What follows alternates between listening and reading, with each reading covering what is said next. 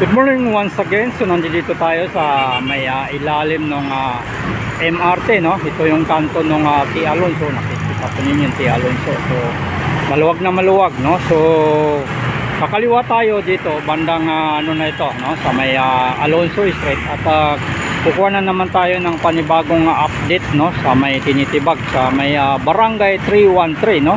So ito po yung pinakabagong update natin. So yan, pupunta po tayo, kakaliwa tayo dito sa Alonso Street, no? So nandito tayo along CM Recto Avenue at kakaliwa tayo dito sa may Alonso Street. So samahan niyo ako at kukuha tayo ng pinakabagong update na naman ngayon. Nandito na tayo sa Alonso Street, no? Kung saan at isang kanto, no, ay nandiyan na tayo sa may Tinitibag, no? So ito yung pinakabagong update natin ngayon.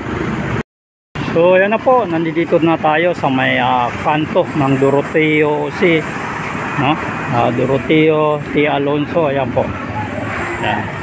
So natatanaw na natin yung Tinitibag na building dyan, no? So ayan po, approaching po tayo dyan sa Tinitibag na building na yan. So ito na po, no, dumating na tayo dito at ito na yung inabot natin. Nasa second floor na yung ating mga kababayan, no? So yan po yung pagtitibag na ito, no, hanggang mula 4th floor ay masasabi natin buhay rin yung pagtitibag ng ating mga kababayan dyan, dahil nakikita po ninyo wala silang safety measure, no? At nasa itaas at ito na, mabuti na lang, nasa second floor na sila, medyo mababa na.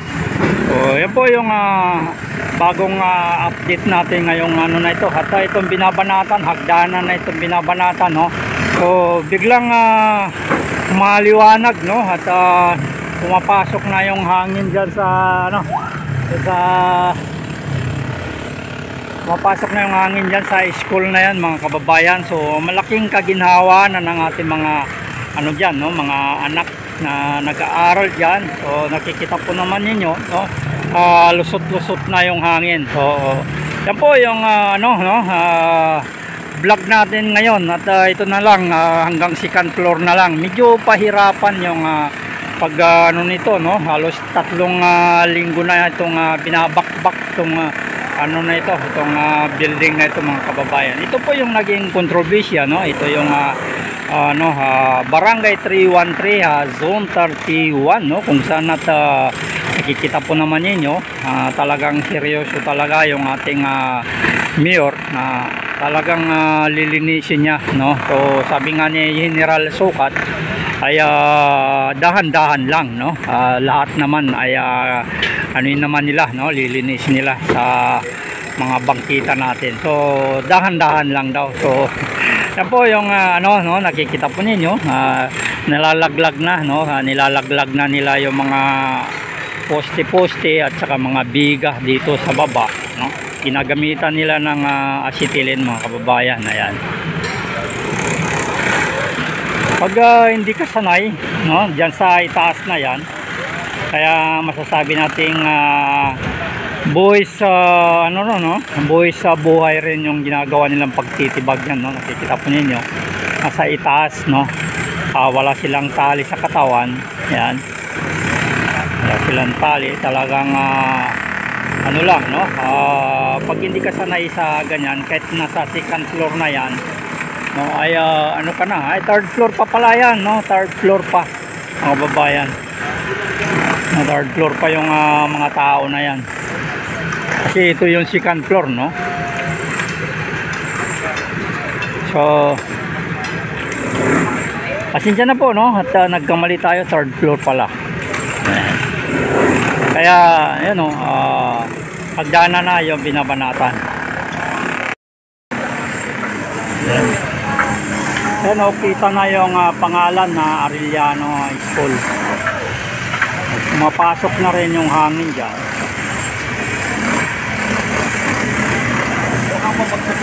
Ito na yung mga nalalaglag na, yung mga malaking biga at saka mga poste ginagamitan ng acetylene.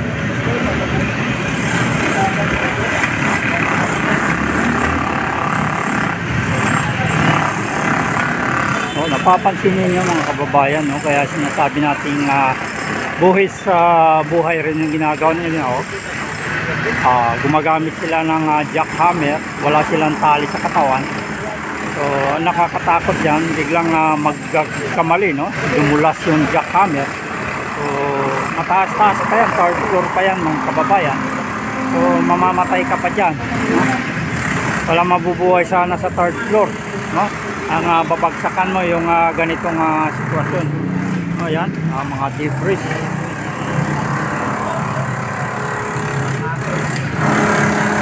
Talagang guminawa na yung lugar.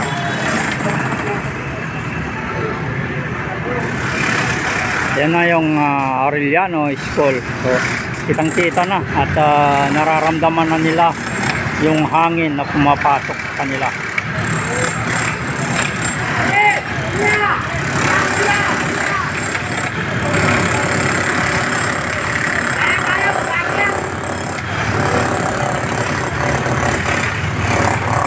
Yan na. Jackhammer.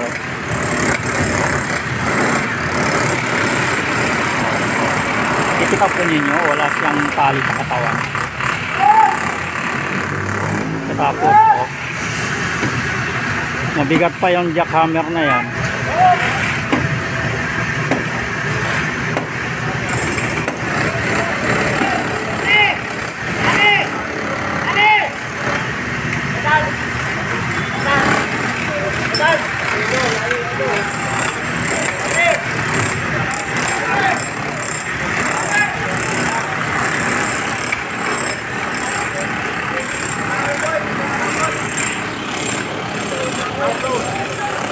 Tapos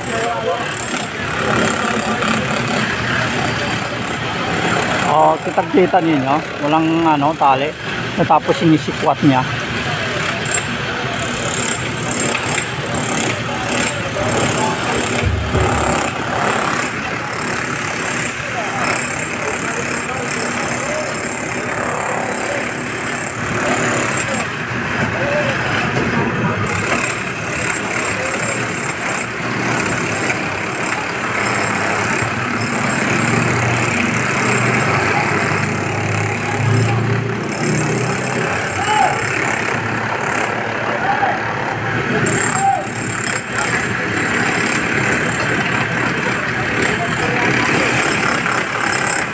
Medyo matagal-tagalan pa ito, no? Abutan pa ng August na pala ngayon. August, ano ba ang susunod sa August? September. So baka abutan pa ng September to mga kababayan,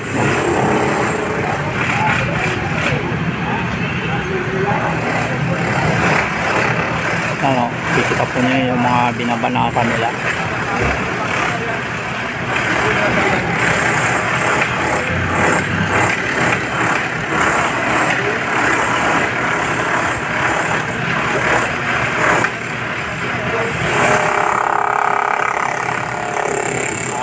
Tingnan nyo yung sinisikwat na mga kababayan. Tapos wala kang safety measure, wala kang tali sa katawan. Sanay na talaga sila sa matataas na trabaho.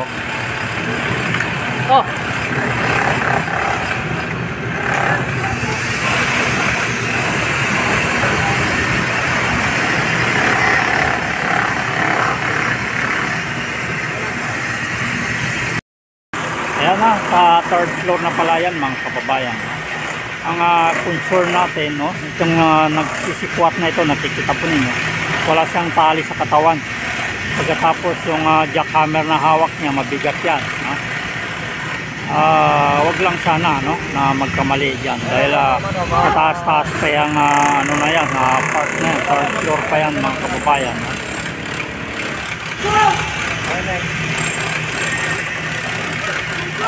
So ito yung pinakamalaki sa mga titibagin, no, kaya nung nasa Dilpan 272 na building. So hindi naman ganong dahil nasa maliit lang at saka sa second floor lang.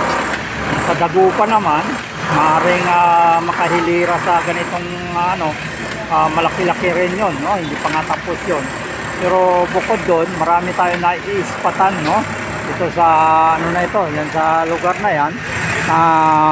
May kaliitan nga lang, pero mga bagong mga mga bago. Ay ito, delikado rin to. Nakikita po ninyo yung ginagawa nila, hawak-hawak lang ng kasama yung damit, no? Maaaring magkamali sila dyan sa paghahawak ng damit, to. Talagang alalakas ng loob, mga kababayan, no? Tingnan ninyo. Nahawakan lang yung bakit hindi sila gumagamit ng tali, no? Yan, no? Damit lang, maaaring umano yung damit na yan, dumulas, no? Kita po nyo, no?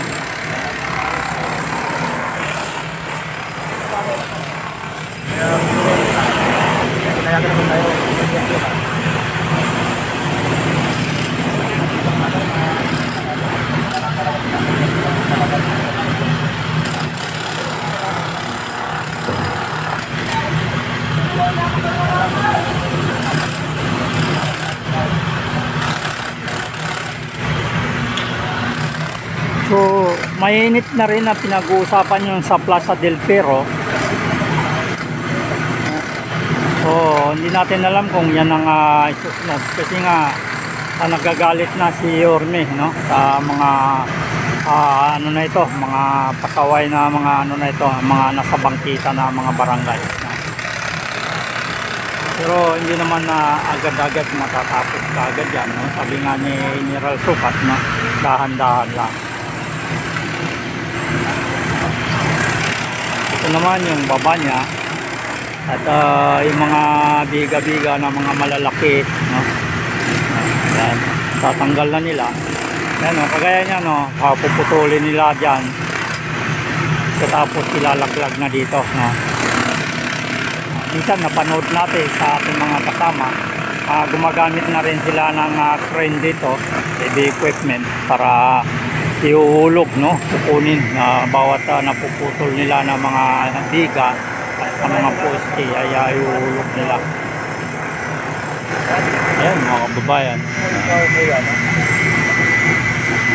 matagal-tagal pa itong tibagan na ito.